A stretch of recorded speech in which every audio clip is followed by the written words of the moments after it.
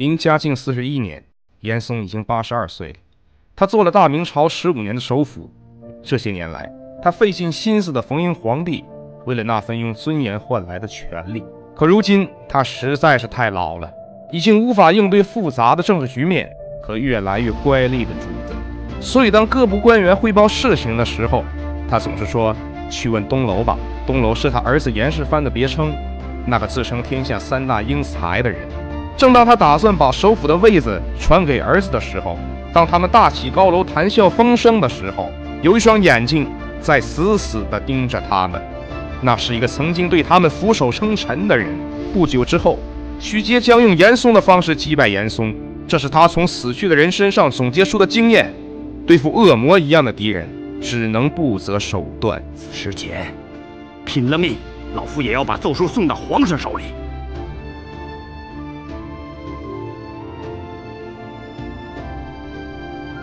严嵩是大明弘治18年的进士，嘉靖17年通过在礼仪问题上逢迎皇帝，逐渐受宠。嘉靖27年又通过构陷前任首辅夏言，成为内阁首辅。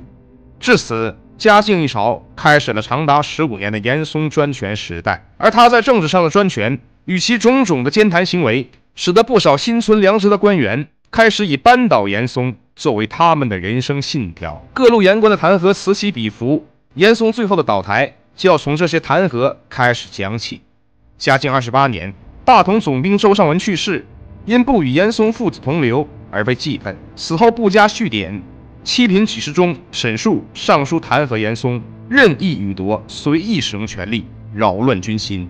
可弹劾却并没有什么结果，甚至激怒了嘉靖皇帝。沈树因此被廷杖，并下锦衣卫诏狱。此人是可考证的第一个因为弹劾严嵩而被打压的官员。嘉靖甚至没有去论证沈树说的话，就直接将其罢官。这表明了一个态度：此刻严嵩深受皇帝信任，容不得旁人质疑。严嵩能够掌权，最重要的原因就是嘉靖皇帝的圣眷。沈树之后，又有多名官员因弹劾严嵩被贬，比较著名的为徐学师、沈炼、赵瑾，再加上之前的沈树，因为他们都是浙江绍兴人，因此被称作粤中四剑。嘉靖朝中后期，因为严嵩的专权，导致言路不通，一旦弹劾，就要做好被打压的准备。所以之后的许多言官会选择抱团取暖，一同上书，增加成功率。这些弹劾可能暂时没有什么效果，可长年累月的奏书终究会使皇帝考虑，这个严嵩他还要不要去用。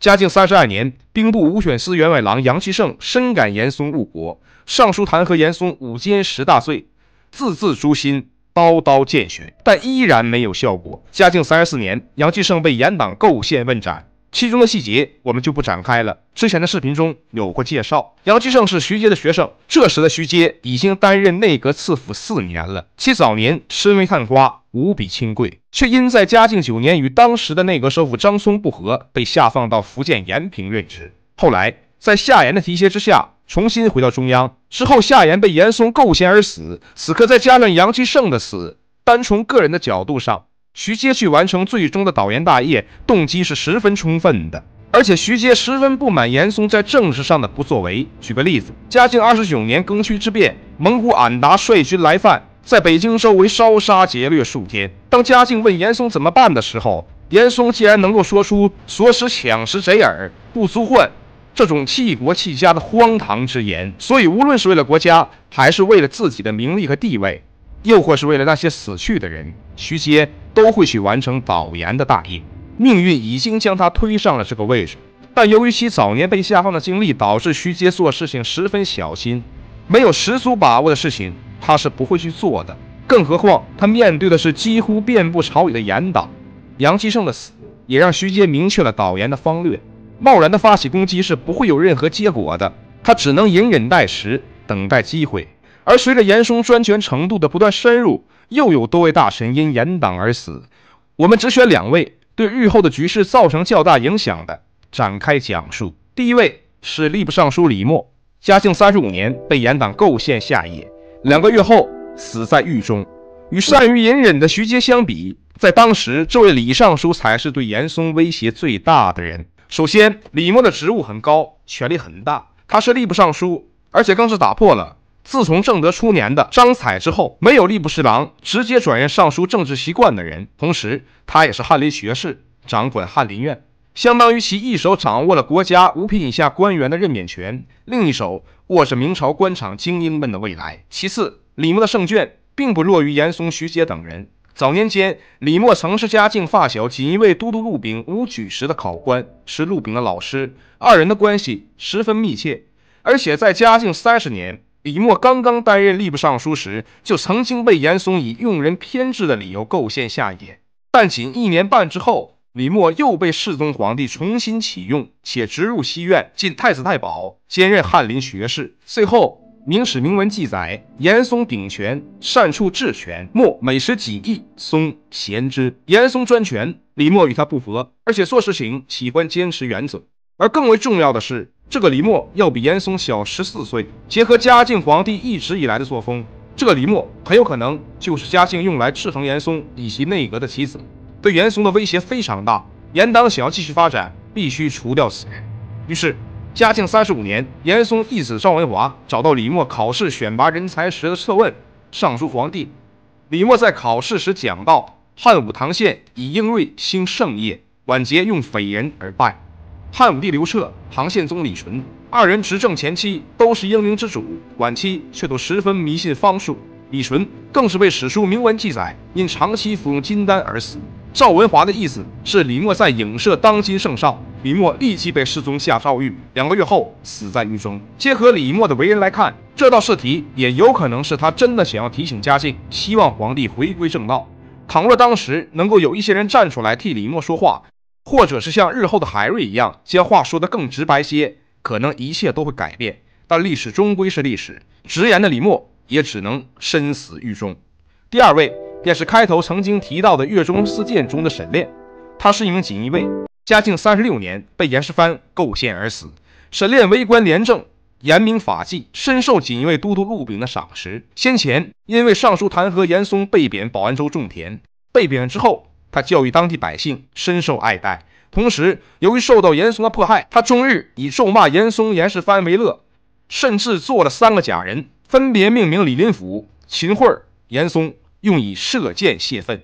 严嵩父子因此十分痛恨沈炼，欲杀之。嘉靖36年，蒙古俺答率领大军20万自雁门侵犯明廷边境，此时宣大总督杨顺应对不利，俺答破英州40余堡，杨顺害怕因此获罪，于是重兵杀戮平民百姓，用百姓人头冒充敌人首级，以此免罪。沈炼在听说此事之后，上书揭发弹劾杨顺，杨顺大怒，随即联系严世蕃，想要阴谋害死沈炼，二人一拍即合。嘉靖36年9月，边境抓获白莲教逆党，牵连的人数非常多。杨顺大喜说道：“此可报严公子矣。”随即将沈炼篡改其中，并说这些白莲教徒都是沈炼指挥的。上报朝廷后，世宗找来兵部合议，此时的兵部尚书许伦为杨顺的前任，他的选择是与严杨二人合谋，沈炼因此被判死刑，全家即没，长子戍边。一个忠君爱民的好大臣就这样成为了地方官员巴结当朝首辅的工具，这就是严嵩治理下的大明朝，这就是血淋淋的事实。而从这2个例子中，不难发现沈炼和李默都与锦衣卫都督陆炳有着密切的关系。陆炳作为锦衣卫的首领，其地位是超然的，因为嘉靖能够不上朝便知尽天下事，所倚仗的便是这些锦衣卫。而陆炳与严嵩的关系并不是谁依附谁，更像是政治伙伴。嘉靖27年，他们曾经合作陷害三宾总督曾显和首辅夏言，然而严党却丝毫不顾及陆炳，依然选择除掉沈炼和李默。这2个人死后，严嵩与陆炳的关系不再像从前，而又因为严嵩依然在受到各路言官的弹劾，其逐渐陷入到了引发众怒的窘境。就在这样的政治气氛中，导言的大幕逐渐拉开了。嘉庆37年，之前诬陷沈炼的宣大总督杨顺杀良冒功的行为被给事中吴石来揭发，世宗大怒，趁此机会，沉寂了3年的内阁四辅徐阶发起了进攻。他找来了3个他信得过的人，给事中吴石来、刑部主事董传策、张冲纷纷在同一天上书。吴石来、张冲2个人是徐阶的门生，董传策是徐阶的同乡。任何人都会想到，这是徐阶在试图扳倒严嵩。多人上书，这是从前人身上总结出的经验，一旦失败，至少能够保住性命。严党也没有能力一次陷害3位大臣，要面子的嘉靖皇帝也更不会同意。严嵩听说之后，立即开始了反击。他没有解释，对嘉靖表示，这3个人的上书是有人指使，妄论朝政，经典的抛开事实不谈。但严嵩能这么说，来源于他的底气。嘉靖还是很需要严嵩的。这么多年来，君臣2人互相熟悉了对方的脾气，嘉靖也很喜欢严嵩这种无微不至的照顾。可随着时间的推移，事情正在逐渐发生变化。虽然和前面所有事情的结局一样，这3个人立即被关进了锦衣卫赵狱，并命令锦衣卫都督陆炳亲自审问背后主使是谁。可这3个人什么都没说，严嵩也只能作罢，事情不了了之。现在徐严2人算是彻底的撕破了脸。徐阶的想法很简单，他并没有希望通过这一次弹劾就能让严嵩下野，但借着杨顺被揭发，陆炳、严嵩貌合神离，参严嵩一本，就算不能形成什么实际的影响，也能恶心一下。我们不妨设想一下，如果你是皇帝，你用的首辅被他的2把手弹劾，你会怎么想？严嵩做了什么，你是知道的。所以嘉靖在之后感叹道：“皆故贤，虽然嵩老矣，何不小觑岁月而忍若是？”这里可以看出，徐阶已经成为了嘉靖培养的严嵩接班人，这对于严嵩来说已经是一个极其危险的信号了。这意味着，如果日后2人之间爆发矛盾，嘉靖并不会只偏袒严嵩一个人。事后，徐阶开始闭门谢客，以更加恭谨的态度撰写青词。某种程度上讲，这次事件也提醒了严嵩，事情不要做得太过了。可仅仅1年之后，又有一位重要大臣因严嵩而死。嘉靖38年，兵部右侍郎、蓟辽总督王玉因为抗击俺答不利被下诏狱，次年斩于西市。王玉在边境打了败仗，这个事情在当时是一个可大可小的事情。换句话说，在朝廷疏通一下就没事了。而且起初嘉靖皇帝也并没有想杀王玉的意思，只是因为严党的一再上书，王玉才被问斩。虽然王玉素来和严嵩不和，但其被杀最直接的原因是他有个名叫王士祯的儿子。王士祯是明代有名的大文学家，学问很大，而且他是杨继盛最好的朋友。嘉靖34年，杨继盛死后，他为杨继盛操办了丧事。严嵩父子对这2个人可谓是恨之入骨。当王士祯得知王玉被下诏狱之后，他也知道大概率是因为自己的事情得罪了严阁老，所以他亲自登门，跪在严嵩的门口，日夜不息，不停地磕头求饶。严嵩似乎也被他感动了，承诺王士祯，有我在，你爹是不会有事的。可一段时间之后，王士祯等到的却是刑部的死刑判决。王士祯没有办法了，就算他和弟弟在朝见的路上自扇耳光，也无法改变已成的事实。王玉的死对于局势的影响很大，因为王士祯是当年文坛的领袖，这样的人是可以煽动社会舆论的。此后，王士祯写了多部小说、戏曲，散布在民间，激起了民愤。百姓每天都在听着大骂严嵩的好戏，时机似乎已经成熟了。严嵩的名声已经臭了，百姓不会知道他们的皇帝是个怎样的人，他们只会认为是有一个大奸臣在蒙蔽圣上。徐阶要开始反击了吗？事实是没有，他什么都没做，他还在等待。原因在于，第一，此时东南沿海还在抗倭，闽浙总督胡宗宪与严党有瓜葛，现在弹劾严嵩，胡宗宪会立即受到牵连，一旦影响浙江前线作战，后果不堪设想。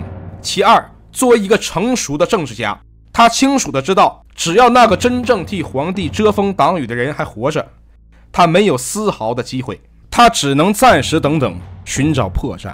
但命运似乎在眷恋着徐阶，帮助他实现最终的目标。嘉靖39年年底，太保兼少傅、锦衣卫都督陆炳突然暴毙身亡。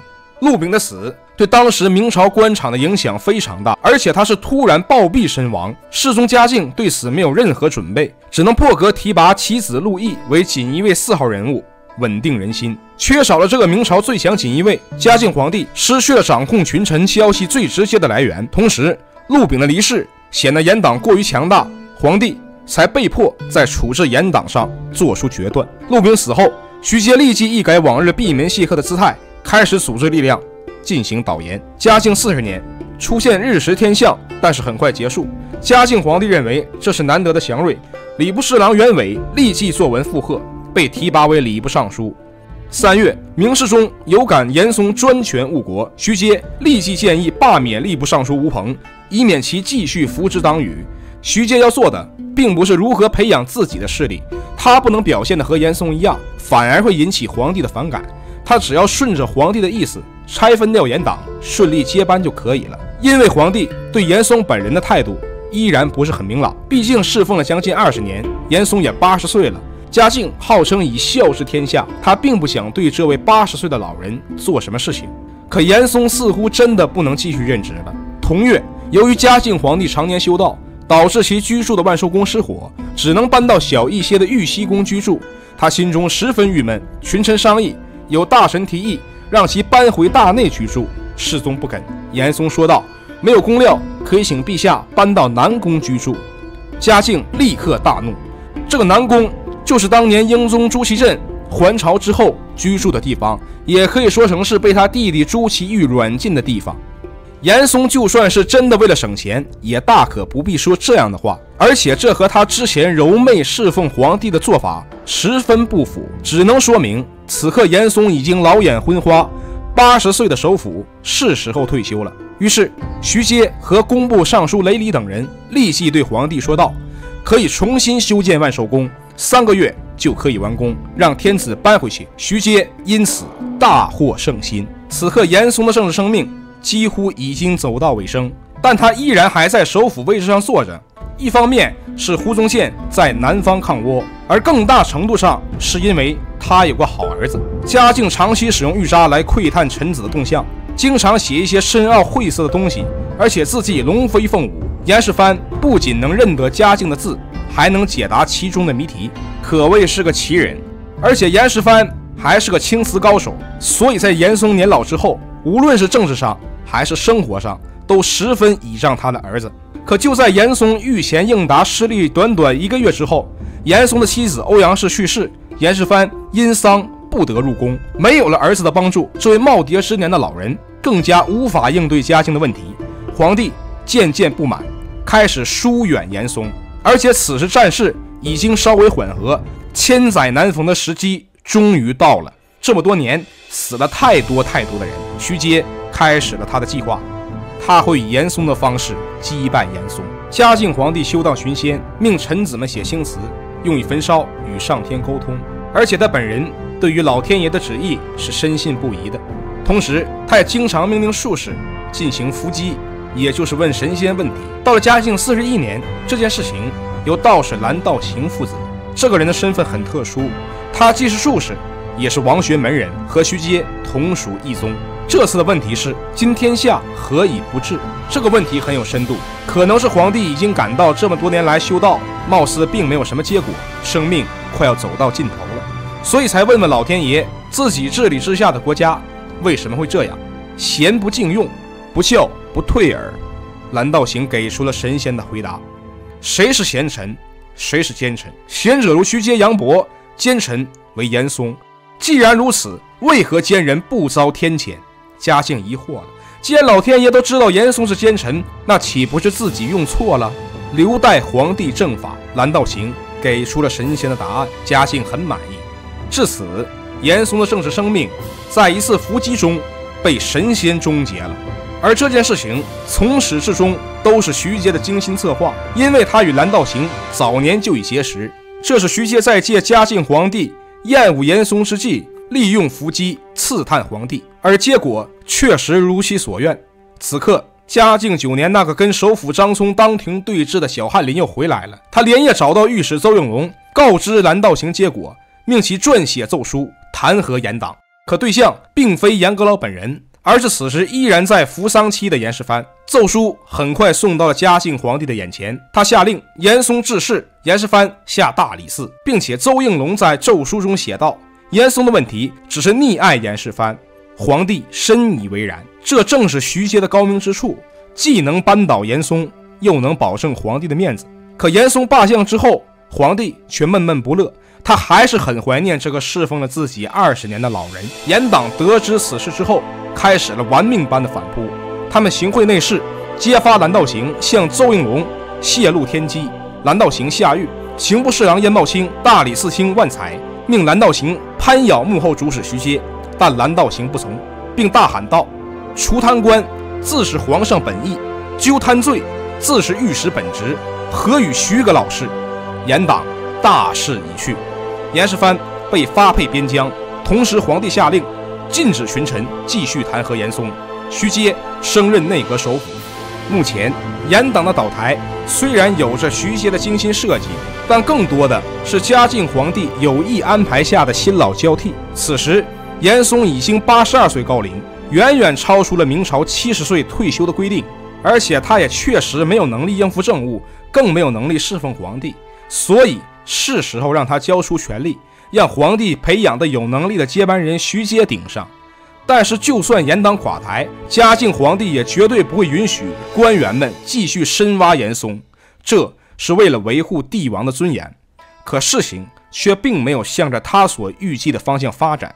严世蕃被发配的是雷州，在途中却直接逃跑，返回了他的老家江西。被发配的罗龙文也逃跑了，跑回了皖南，并且开始招募刺客以及江洋大盗，且与倭寇汪直的残党互相勾结，并放出话来要刺杀皇帝和徐阶。与此同时，徐阶对严嵩仍旧十分尊重，这令严世蕃产生了非常极端的想法，他可以为所欲为。这徐阶也不能把自己怎么样，自己现在什么都有。他开始在家乡兴土木，修建房屋。此时恰逢元州推官郭建臣因公路过严家，被猖狂的严家家仆用砖头调戏。小小的推官无法撼动在江西作威作福的严家，他只能将他的愤满告知御史林润。林润听说之后，立即上书弹劾罗龙文勾结江洋大盗，图谋不轨，且严世蕃逃离蜀地，与罗龙文一起诽谤朝政，奏书直达嘉靖皇帝。嘉靖大怒，立即下令将严世蕃与罗龙文逮捕回京。此刻嘉靖的心态已经有了变化，他之前还是想放严家一条生路的，可严世蕃不知好歹，一再折腾，这就是不给他面子了。然而被逮捕回京的严世蕃依旧嚣张，他认为皇帝并不会杀他，但是在定罪的罪名里面绝不能有私通倭寇、企图谋反，反而应该写上他陷害了杨继盛沈炼一事，这样他就能无罪释放了。经过严党残余势力的宣传，刑部尚书黄光升、左都御史张永明、大理寺卿张守直上当，将杨审被杀一事列入罪名，交由首辅徐阶阅览。徐阶没有被蒙蔽，他指明杨审被杀虽是天下公愤，但确实是皇帝亲手勾结。嘉靖皇帝天资英断，是不会做错的。如果写上这个罪名，一定会认为是有人在借审判严党而胁迫君上，由此法司的官员必然遭罪，而严世蕃等人却反而会被释放。于是徐阶当即改拟罪名，以交通倭寇、潜谋叛逆将严世蕃明正典刑。徐阶为了达成目的，使用了一些特殊的手段，某些程度上讲，严世蕃是被诬陷的。交通倭寇、潜谋叛逆，这些都是没有证据捕风捉影的事情。嘉靖看到徐阶的汇报，立即批准严世蕃、罗龙文被杀，严嵩全家即没，后期只得只身墓地祠堂，2年后去世。轰轰烈烈的倒严事件以徐阶的胜利结束了。纵观整个嘉靖朝堂，徐阶可以说是集诸多权臣经验之大成者。起初的张聪等人通过帮助嘉靖议理获得骤升，夏言在此基础上认识到明世宗所需要的不过是一些迎合自己主张、满足自己需要的大臣，所以他主动顺着明世宗的意思继续修订礼仪，成为首辅，但是又坚决杜绝自己成为杨廷和第二，不结一党，且坚决反对嘉靖修道，因而最后被罢。严嵩则深刻地意识到皇帝并不喜欢这种和自己唱反调的人，所以坚决贯彻此道。以上经验教训都被徐阶深入学习，乃至于他能够精确地计算出明世宗、严嵩、严世蕃乃至于三法司堂官的心理和行为，将严党彻底扳倒，成功上位。严嵩自嘉靖27年至嘉靖41年致仕，担任首辅近15年，入阁成为大学士更是近20年。这段时间也可以说是严嵩专权的时间。这种政治专权的做法对于当年明朝统治的危害是极大的。首先就是其在治国理政上几乎没有任何作为。尤其是南倭北虏的问题，严嵩应对非常不利，这使边境常年处在战乱之中，百姓饱受侵扰。其次是迫害大臣，为了一己私利，肆意打压言官，陷害忠臣，导致国家政令不通，朝廷凋敝，人心离乱。第三，大搞贪污受贿，买官鬻爵。严世蕃甚至将各种官员明码标价，想当什么官就送多少钱。严嵩被抄家时，家产1万多两黄金，200多万两白银，以及大量奇珍异宝、名人字画、珍贵古籍，数不胜数。所有被抄家产编撰成书《天水冰山录》，供后人警醒。嘉靖一朝后期的主要政治几乎都是围绕徐阶斗严嵩展开的，最终以严嵩的倒台结束。但这种胜利却并不是什么值得被歌颂的行为，因为虽然严嵩倒台，但其在位时间产生的问题却并没有被解决。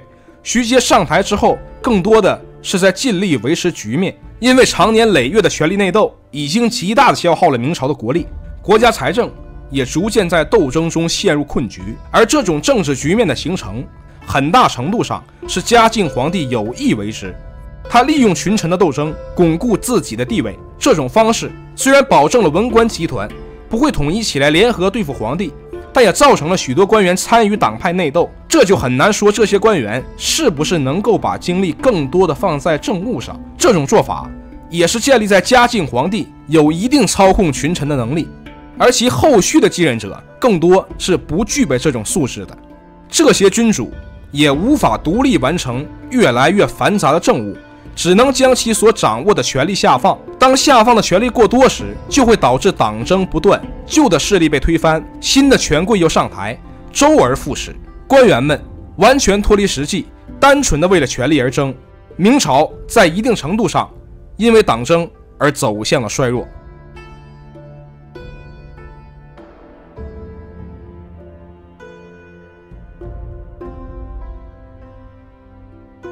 以上就是本期视频的全部内容了。如果您喜欢，可以点赞加关注，感谢各位观众的支持。